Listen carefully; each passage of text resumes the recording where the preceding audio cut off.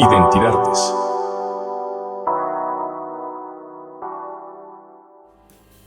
¿Qué tal? Es un placer darles la bienvenida en una entrega de podcast del Centro de Documentación e Investigación de las Artes. En esta ocasión es una entrega muy especial, dado que se trata de la primera edición de una serie de podcasts con relación a la conmemoración de los 200 años de Michoacán como estado integrado a la Federación. Y en esta ocasión nos da un enorme gusto recibir a la doctora Nelly Noemí García Corona, quien gustosamente ha atendido esta invitación para situarnos en el contexto político, histórico, de esta primera emisión que hemos titulado Crónicas de los 200 años del Estado Federal de Michoacán. Doctora, muchas gracias por atender esta invitación. Estamos muy complacidos de que esté este día con nosotros. Bueno, yo en primer lugar deseo agradecerles a ustedes, al Centro de Documentación e Investigación de las Artes y por supuesto a la Secretaría de Cultura, a la doctora Tamara Sosa Alanís, por impulsar este tipo de proyectos en marco de la celebración del bicentenario del establecimiento del Estado de Michoacán. Muchas gracias, y para comenzar podríamos ir dando un poco de contexto de la mano de usted. Sin duda que hablar de este tipo de conmemoraciones nos lleva a capítulos históricos del estado de Michoacán, en donde hay acontecimientos sustantivos.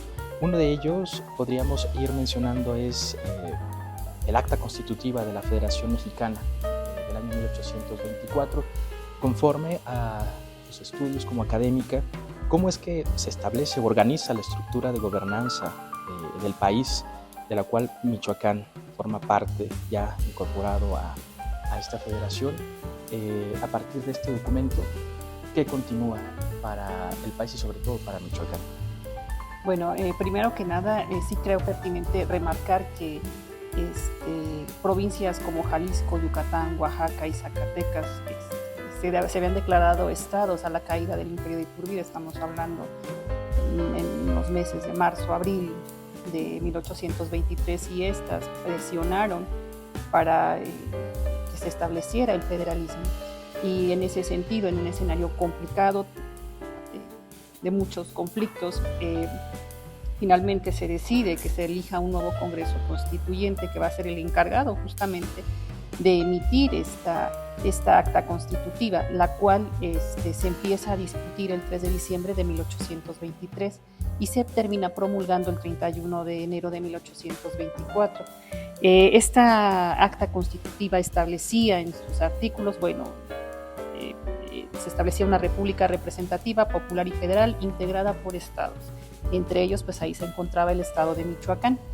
Y ya en su artículo 20, en concreto, decía que en estos estados que integraban esta federación se debía de establecer la división de poderes. En ese sentido, la misma acta es muy clara al advertir que para el caso de los estados, el legislativo sería depositado en un congreso a partir de lo que determinara la constitución del estado. Es decir, ya desde la acta constitutiva se estaba previendo que los estados tenían que generar constituciones locales. Para el caso del Poder Judicial decía que iba a residir en los tribunales a partir de lo que mismo diseñara la Constitución o estableciera la Constitución estatal. Pero respecto justamente al Poder Ejecutivo, es muy interesante porque solamente dice que se va a conferir por un tiempo determinado, a partir de lo que fije la Constitución. Pero desde ahí vemos ya esta idea, este temor de crear un ejecutivo fuerte, porque si se fija, ni siquiera está diciendo en qué figuras o cómo se va a denominar la figura que va a representar o en la que va a recaer el poder ejecutivo. Simplemente dice que va a quedar conferido por un tiempo determinado. Eso es todo lo que establece el acta constitutiva. Y a partir de ahí, otra cosa más que establece el acta constitutiva es que las acciones y las constituciones de los estados no podrán contraponerse a lo que establezca ni esta acta ni la Constitución federal. Bien, y ya que ha mencionado la importancia que va a tener una primera estructura de división de poderes en la federación y concretamente ya en algunos estados sobre la figura del primer gobernador y su importancia. En algún momento hubo una coyuntura para el nombramiento de un titular y en ese sentido, ¿cuáles fueron precisamente estas coyunturas para los nombramientos de gobernador? Figuran personajes tan importantes como Francisco Manuel Sánchez de Tagle y Antonio de Castro. Bueno, primero, bueno, aquí hay que puntualizar un par de cosas, ¿no? Y la primera de ellas, bueno, queda a manos del poder legislativo la potestad en este primer momento, que va a ser una organización de manera provisional en la división de poderes, queda en manos del Congreso local el nombramiento del Poder Ejecutivo y del Poder Judicial, lo cual se va a replicar en la Constitución de 1825 del Estado. Pero en ese sentido, antes de entrar a esta pregunta que tú me estás haciendo, sí quiero remarcar esta cuestión de que ya se venía viendo desde el acta constitutiva, y es el poder tan grande que va a tener el poder legislativo, ¿no? Claro. Y en ese sentido va a corresponder a les decía yo, elegir al poder ejecutivo de manera provisional, y los parámetros serán el Congreso del Estado de Michoacán se establece el 8 de abril de 1824. El día 9, es decir, al día siguiente, uno de los diputados, Juan José Martínez de Lejarza, nos dice que, bueno, más bien interviene para proponer que sea nombrado gobernador interino, porque esa va a ser la forma en que van a ser electos en este primer momento de manera profesional, gobernadores interinos. Se elija a Mariano Michelena, pero recordemos que Mariano Michelena en ese momento se encontraba fuera del país, en Inglaterra, negociando algunas cuestiones de tipo de orden diplomático, etc.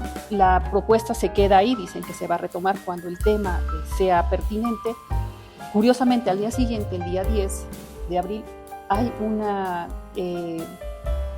empieza la propuesta, se ve la necesidad de debatir ya este asunto, es decir, las actas del Congreso del Estado de Michoacán son muy parcas, son muy sintéticas. Sin embargo, sí esta pronta de retomar el tema sí refiere a que como que hay ahí una serie de situaciones al interior que desconocemos, pero que sí hacían ya necesaria, o había una cierta presión ya por integrar o designar a los representantes del poder.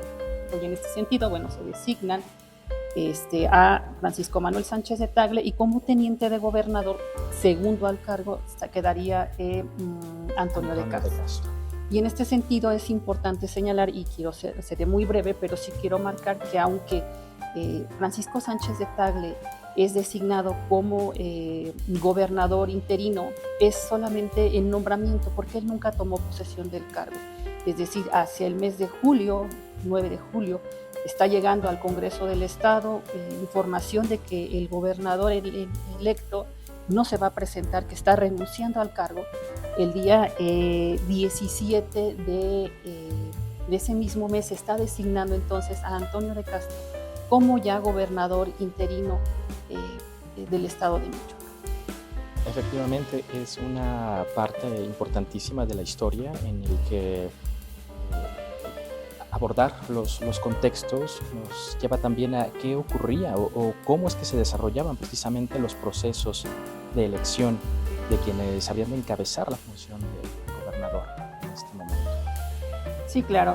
Como ya he referido, a ver, en este primer momento, al no haber todavía no existir la Constitución, bueno, la forma de elegir al gobernador competía directamente con una designación directamente de los diputados, sin mayores parámetros de por medio, a través de elegir a un gobernador y a un teniente de gobierno.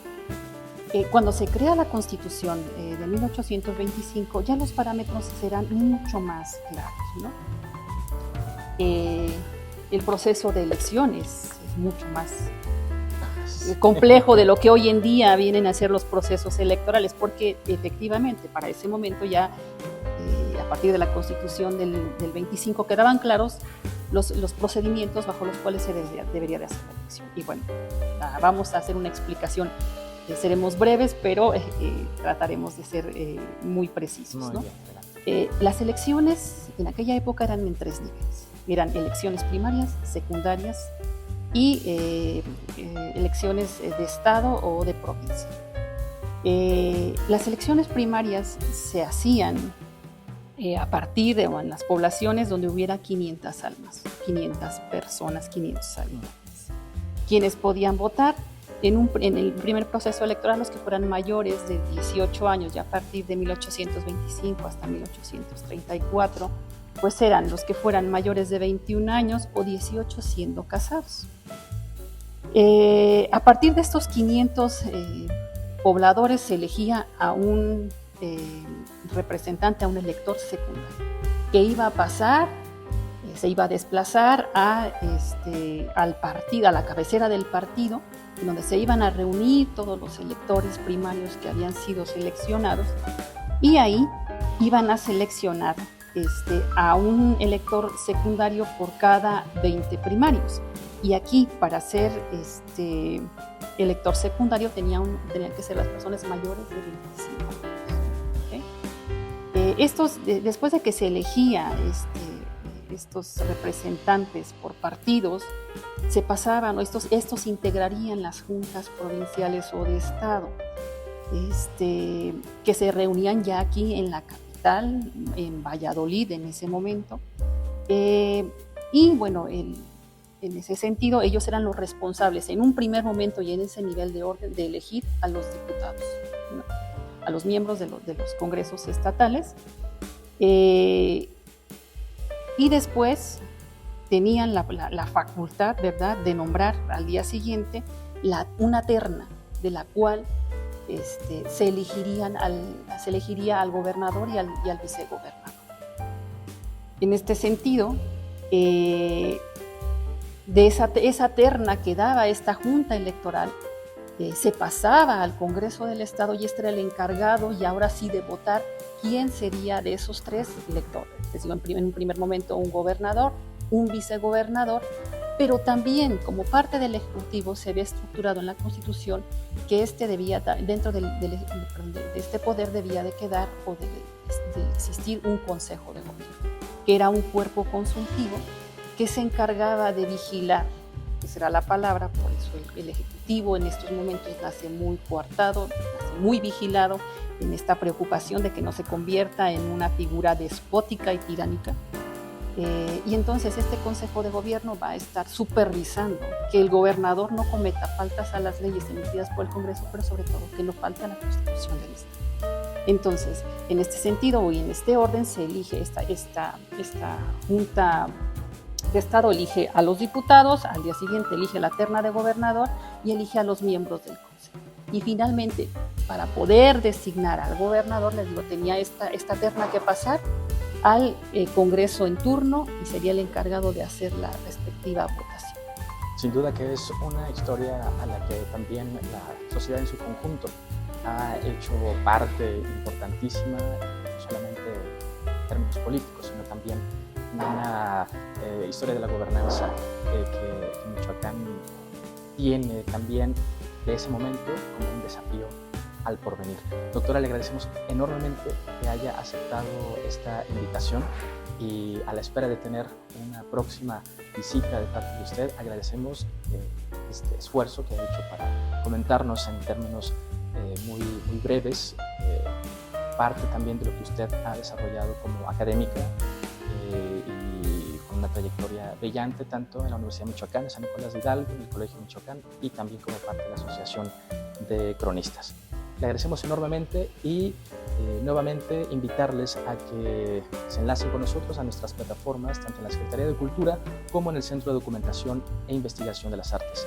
Mientras tanto, gracias y pásenla muy bien. Michoacán, honestidad y trabajo.